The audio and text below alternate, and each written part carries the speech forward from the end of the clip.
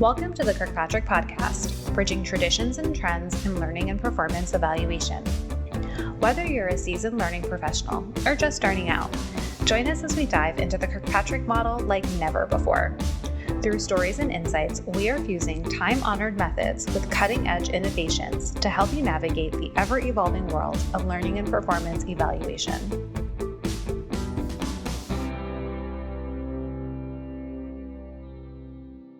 Hey everyone, it's Vanessa Alzate from the Kirkpatrick Podcast, and we've got a very special episode here today. Today we are meeting with Megan Galloway, one of our incredible speakers of the Kirkpatrick Summit, someone that I'm going to just say this, and this may be embarrassing if you don't feel this way, but I feel like has become a friend through the LinkedIn.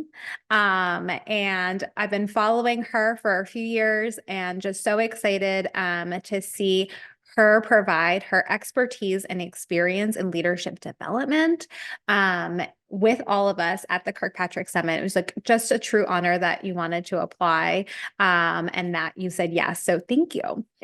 Megan is the founder of Everleader, a leadership development agency that helps companies intentionally grow their business through better leadership and culture. Megan has specialized in building award-winning learning and development programs for fast-growing companies. She has facilitated hundreds of sessions for leadership development training and executive offsites. She's also spent 2 years on the executive team at a technology startup. Her work has impacted companies in many industries: construction, manufacturing, banking, technology, nonprofit, healthcare, and education. Her thought leadership has been featured in podcasts, articles, and conferences across the US. She loves Ted Lasso. I do remember a little Ted Lasso series on LinkedIn, baking French pastries and spending time with her family. Megan, thank you again for joining us on the podcast and welcome. Welcome to the Kirkpatrick Podcast. Thank you. I know I'm a little sad I didn't wear my Ted Lasso visor for this particular recording, but we'll do without it. Oh man, I love this. I thought that it was genius that you took something so popular and tied it back to leadership development. It made it so relatable. And just, you wanted to keep watching and you wanted to keep participating. So it was really great. So now that, yeah, of course, now that we've heard more about your background and bio, tell me more about where this all came to be. Like, where did you get this passion for learning and development, and particularly leadership development?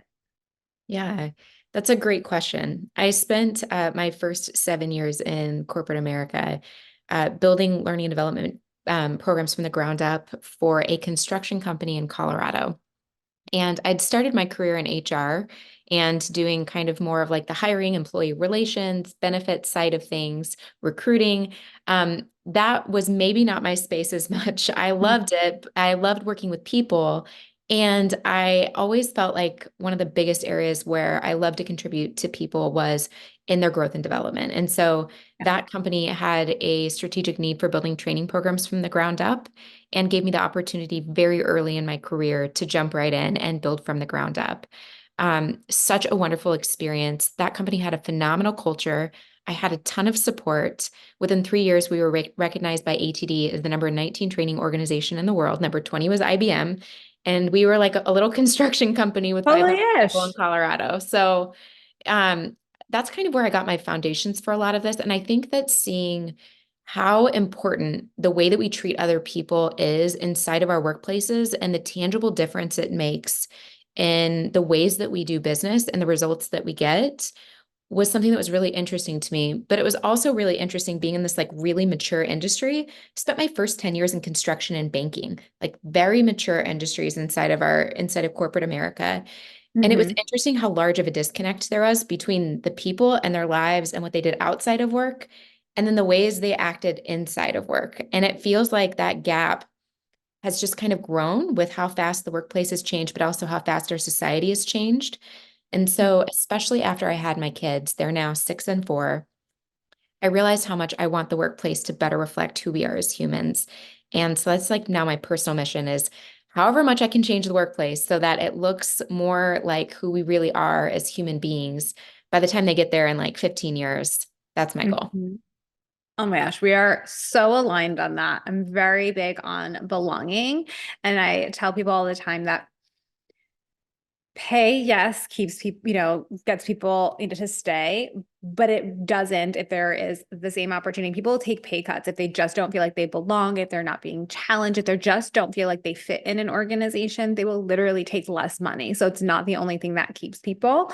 And truly, really all that we want is to belong. And it's something that we can all get behind, and something that we all have experience with. So thank you for sharing that. And what I can't even imagine the types of programs you had to build for the construction industry. I mean, you probably learned so much. And that's what I love about, I think, our industry too, is I tell people, like, I've worked with some airlines before. I'm like, I feel like I could fly a plane. I mean, like, you don't want me to, but if I had to, I could figure it out. At the very least, I could pass out the snacks because I have done flight attendant training. So that's really cool. What do you think are some key challenges that organizations are facing today, when it comes to their leadership development programs? Yeah, I think that one of the biggest things that I see right now is I think there are a lot of organizations that have leadership training of some form or fashion. A lot of them, I think, aren't strategically tied to the tangible needs or problems of the people inside of their organization. So they like to spend resources on solutions, but they haven't really sought to find the problems that really exist. And they're not connecting the dots well enough with their strategy on, the problems that they're trying to fix and how their specific solutions can fix those. So that's why I'm such a big proponent. I don't believe that off-the-shelf training works most of the time to the impact that we want to get things to impact, because a lot of that is grounded in like theory. And that theory is amazing, but like learning how to delegate doesn't necessarily mean I'm going to become a better delegator. It's like, I know I should go to the gym, but just because I know that doesn't mean that I'm a gym rat all of a sudden. Like there has to be a more real connection between the topics that we're talking about inside of our leadership development programming and the real application and experimentation and growth that people really need in their day-to-day jobs. So I think that's one of the biggest challenges that I see right now Mhm. is people getting better at getting closer to the business with the real solutions that they're deploying. So one of the questions that we get often is, how do you measure this, right? So like, because so much of it feels so intrinsic, or like, you know, I hate to say it, I like laugh a little bit. It's like, I can't just mark a completion, you know what I mean? And the LMS and say they now have this skill. What are some ways that you're seeing, or some standard metrics that can be used to measure the effectiveness of a leadership development program? Yeah, I think that that's one of the places where I think problem solution fit is so important. So, when we understand the problem that we're trying to solve with our leadership development programs, like let's say that the biggest problem that we have is retention. That's one of the things that we're trying to solve for. We've noticed on exit interviews that multiple people have said, I'm leaving because my manager was terrible. We know that there's a problem that exists there. And I think what happens a lot is we're like, okay, we need to solve for these problems by giving people more of these soft skills. So we should deploy these programs to help people have better one-on-ones and learn how to empower their teams more, have more accountability. And all of that is great, but we're forgetting to just dive into the real problem that we're seeing, which is, okay, we hired on a whole bunch of really brilliant people. They left the organization, left terrible Glassdoor reviews. Our recruiting is more challenging. We're not getting the same talent that we want to be able to get. There's a gap there. And oh, there's real costs associated with issues with retention. Like, so let's dive into like, how much is this actually costing our business, this problem that we have? And how Mhm. much money would we be leaving on the table if we did nothing to solve this problem? So that way, then we can start to look at, okay, if we know that we can like decrease the turnover inside of this particular function of the organization by getting this manager leveled up. Now we can associate some real metrics with this. And it's not necessarily about how much we increasing soft skills. It's more, how are we solving these real tangible business problems and the actual dollars that are being lost as a result of the fact that we're not doing anything around these real problems. Why do you think organizations have challenges understanding the metrics behind it and like the need for learning and for, sorry, leadership development, I hear what you're saying. This makes perfect sense to me. So, but yet we know that it's not always, often, maybe executed, right? So where are you seeing the gap? I might come in a little hot with this one, but I am going Like, to I preface love a it hot moment. saying, Do it. I'm going to preface it saying I spent 10 years inside of corporate L&D, and I myself was like a victim to this trap, which is that I think that as corporate L&D functions, a lot of times we're like support for the business. We're not seen as like a central business function. We are seen as an enabler and supporter of the business. And I think that's honestly a mistake. Because then once we like see ourselves in that lens, we put ourselves in this bubble of having to try to justify the expenses or the resources that we're spending. And so a lot of times then we're in this vacuum trying to say, all right, let me figure out how I can showcase ROI to my stakeholder. And I think the biggest, most easiest shift that we can make is instead of saying, like, how can I justify ROI to the stakeholder?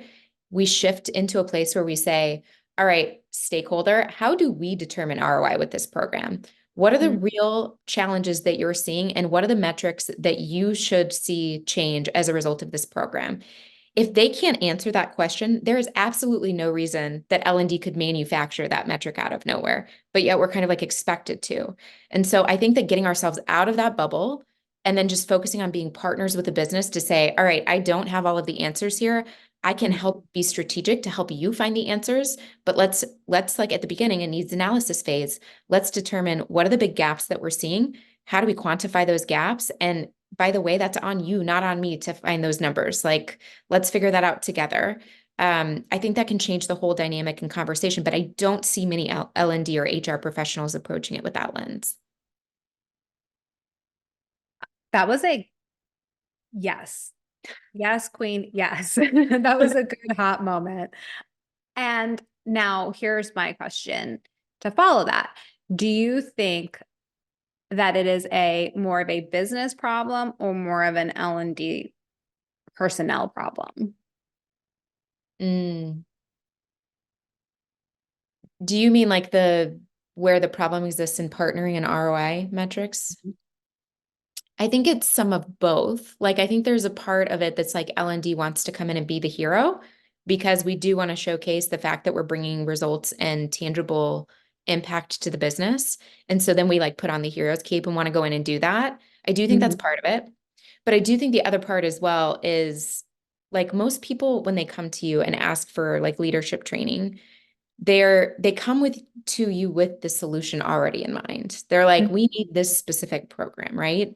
And so I think that then it takes a lot from that L&D perspective of now being, it's almost like, so I spent some time when I was on the executive team of this startup being in a sales seat. And it's honestly being an L&D prepared me so well for that particular role because I'm used to objections all day long. I can do Mhm. needs analysis and problem solution fit all day long based on what I was doing in L&D. But it also made me sharpen that skill pretty drastically because at the end of the day, you have to get people to actually buy into your programs, like Yeah. with physical dollars, right? And we've got to take that same mindset with L&D as well, right? And so it's like, let me understand what your problem really is. Can I reflect back to you in your words, my understanding of your problem? And now let's get into like the pain. Like if we think about like Sandler, training around sales, can we understand the pain that you're really seeing around this? And I Mhm. don't think that's necessarily typical in our L&D skill set, but it becomes into a place now where we're like a consultant for the business internally, and we're able to say, all right, let's shift your mindset from solutioning and back up a little bit, find the pain, find the problem, and then work together to co-craft solutions. And they might look different than like a standard off-the-shelf training that you're initially asking for. So that's a very ambiguous answer of I don't think it's like one person to blame, but I do think it's just in the way that L&D has evolved to interact with the business over the last 15 years. Amazing, amazing. Thank you. I couldn't agree more. I think that both sides almost want to blame each other. And it really is like we need to be developing different skills. I actually just said this recently. I'm like, I wish I went through sales training, or at least I wish I had like a sales job for a while. I have learned those skills. I've crafted them over the years out of partly necessity, and through other means, but like a true sales experience, I think like is something that it doesn't matter if you're in L&D, not in L&D. I think that going through that sort of training is just so crucial. So you just never know where your job's going to end up. And there's so many things that you can use from there. So I love this. Now you talked a lot about like metrics and like the ROI and calculating those things. Where do you think that someone should start? Is it starting by partnering with HR and understanding that employee turnover? Yeah, I think that when you're doing needs analysis, like that's the most critical point for gathering that baseline of metrics. So as you're doing needs analysis and you're hearing the different problems that people are stating, it's not just about hearing the qualitative and like the storytelling around here's the problems that we have, but really being intentional about trying to quantify those problems. So if it's, employee experience metrics and or exit interview data or retention numbers or internal promotion rates, partner with your HR business partners to figure out what those tangible metrics are. And then you can easily isolate for participants versus non-participants once you get to that stage, right? But then on the flip side, I feel like there is this like whole bank of integrated metrics is what I've been calling it when I'm doing my programs of additional metrics that are part of what the business sees as the needs that it need to be solved here. So like let's say that they're wanting to increase their ability for managers to spend more time in strategic thinking versus just being player coach. How do you actually prove that people are making that change and that shift? And when we're doing that needs analysis, that's where you partner with the business and you say, all right, tell me what good would look like in this space. Like, how would you know people are doing that? What would that look like? What metrics would be impacted by this from a business sense? And really do lots of fact finding in that space. And again, ask lots of questions from the business about the things that they would notice changing. Because if they can't name that, you're trying to solve a problem that's like completely in this ambiguous space where you're like, there's no target, right? And so then it's really challenging to showcase. And this is already something that people foresee as really squishy and fuzzy. But there's a lot of metrics out there that prove from a holistic standpoint why these types of initiatives matter. But it's not necessarily knowing like theoretically they matter. It's like, how do they matter to our business? And that's where you have to really dive in the needs analysis phase. Oh, I love that. So it's almost like you're using that data to start the conversation and almost have like a benchmark, right? And then you look at your own and you see where we're tracking. That's awesome. That's a great way to use what's already out there. We get that question a lot, right? Like external benchmarking and things like that. Or also the question of we don't have any data. So that's a great place to start is somewhere externally, and then you can see where you can find that internally. Okay. What are some trends and innovations that you're seeing in the area of leadership development? And specifically, are there any trends or innovations when it comes to the metric side of it? Mm. One of the trends that I love that I hope continues over time is the use of, like, I think that instructor-led training is great in Mhm. so many ways. And I think it is a very small part of overall learning initiatives or campaigns or movements. And one of the trends that I have loved seeing, especially during the pandemic, was this need for people to get deeper connection as a part of what they're doing with their learning initiatives, whether it's leadership development or other things, right? And I think that one of the things that I've really loved seeing is the prevalence of coaching circles, mentor practices being built in, executive sponsorships and or like, coaches, internal coaches being assigned. I love there being this development of like communities of practice inside of organizations or internal Slack channels or Teams channels where the learning is not just what happens inside of a classroom. We've always known that is true, but I think it becomes more and more prevalent, especially as a society. We don't go to classrooms nearly as much as we used to get the skill development that we need in day-to-day life. Like when you want to learn how to cook something, you're not going to a cooking class typically to do that, right? Like you're looking on YouTube, you've noticed a trend on TikTok or on Instagram Reels that you're wanting to try out. Like I love the shift of meeting people where they're at and then building the learning based on a community of real people who are also learning together and we're all experimenting together with these new things because I think one of the biggest things there is like the rate of change continues to accelerate. And I think that for us to meet people where they're at and to really embrace the the the needs that they have, like solving real needs that they have, a lot of that is built in how do we adapt our content faster than ever? And a lot of that comes through social learning. So that was a very long-winded explanation, but I love the rise of social learning, community coaching, Ah, and just meeting people really where they're at inside of their day-to-day jobs. but isn't that hard to measure? Yes and no, right? Like I think that like one of the things that I would say there is there are a ton of metrics around engagement inside of community platforms. So there's a ton of things that you can do there to see how that is trending. Particularly like if you are having to be the one as like an L&D administrator prompting all of the conversations there all the time, that's not as successful. But if you have a whole bunch of organic traction there where people are continuously asking questions to each other about things that they should try or things that they're learning, that's amazing. And that's something that we can measure and we can see more impact with because those people, instead of operating in vacuums, you're not creating a more consistent experience where people are truly getting support from each other.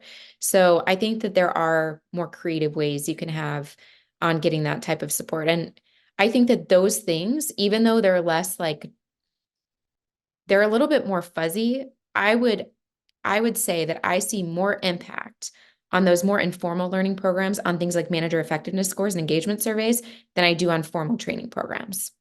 Oh, 1000%. Oh, I love this. Is so tell us a little bit about your talk for the summit. How is this conversation tying in there? Yeah, so we're gonna get real metaphorical inside of that. So I like themed it all around finding L&D ROI gold is I think something related to how so it's all gonna be like pirate themed. I mean, we're gonna make it fun. Yes, Yeah, I'm it's excited. going to be very interactive. There will likely be lots of fun puns because why not? I think that one of the things that's really important in when we're talking about, especially really technical topics, is making it really sticky and memorable. And humor does a great job of pulling that in. And yeah, tying it to things that can have like, one of the things I do whenever I'm basing learning sessions or presentations or keynotes is I always go back to the hero's journey and tie the learning that I'm doing into like an experience arc that feels close to our real human experiences. So doing the same thing here, feel really excited about diving specifically into how you can unearth treasures that like you already have inside of your learning programs, but you just haven't maybe found them yet. So where are data points or metrics where you already have baselines, but you've not yet discovered them? So you can go back historically and start to think about the real problems that you're solving for and start to look at historical data through other parts of the business to be able to create a dashboard that really proves that ROI for your leadership development program. So feel super excited about that. It's going to be very like workshoppy. It's not going to be me spouting things. I want it to be people developing their own dashboard throughout the length of the session that we're together.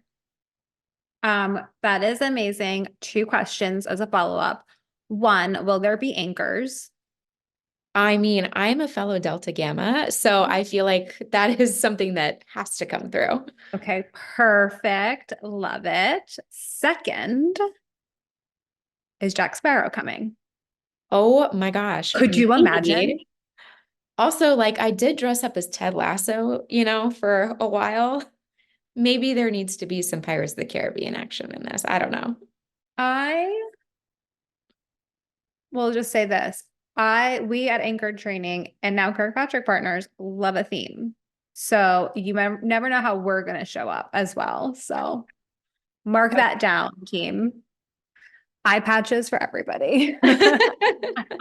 I love it. Amazing. Megan, I am so looking forward to continuing this conversation at the summit. Thank you again for one, coming on the podcast.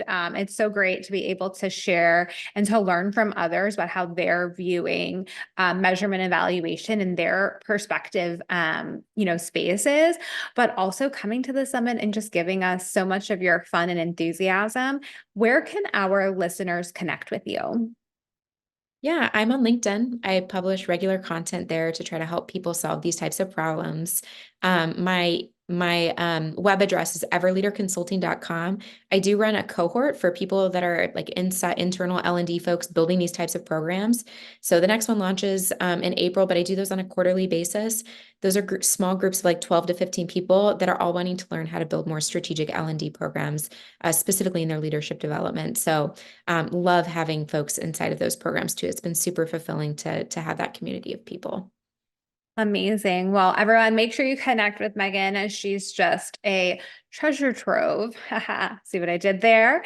Of insight and experience, and you will just love to engage with her. Make sure you get to the summit if you want to see Jack Sparrow in real life. And y'all, we will talk to y'all very soon. Make sure you like, share, and subscribe to the podcast, and we'll catch you on the next one. Bye, y'all.